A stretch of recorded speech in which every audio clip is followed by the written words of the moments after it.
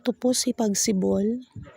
May lot area po siya na 54 square meters. For area ay 45.5 square meters with car park.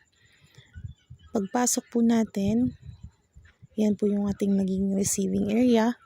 Naka-paint na po yung loob niya. Kayo pa lang po din yung magpapatiles. Maliwala sa loob. Sa dulo naman, yan po yung ating kitchen. Naka-tiles na din po yung ating kitchen. Dadako naman po tayo sa bathroom.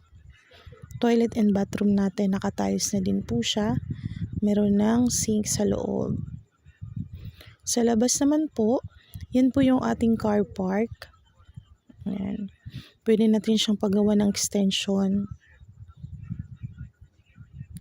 Kung gusto nyong lumaki-laki yung area nyo pa.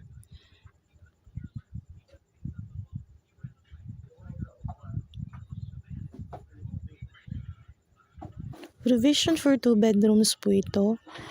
And ready install na yung mga wirings natin for Meralco and water po. And sa taas naman, provision for 2 bedrooms. Kayo na din pong magpapagawa ng bedroom po. Ayan. Ang kagandahan lang po nito, wala po siyang down payment, wala siyang equity. Kumpletong requirements lang plus 10K. Yung 10K po natin para sa processing fee, Meralco and water installation. Then after that, tsaka pa lang po kayo mag-provide ng other payment bago po kayo lumipat sa inyong unit.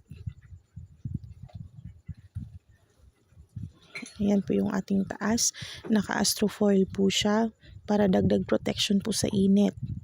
Yan yung ating mga Meralco line. Ready na po yan. Security po nito is 24/7 po, kaya siguradong safety po yung place natin.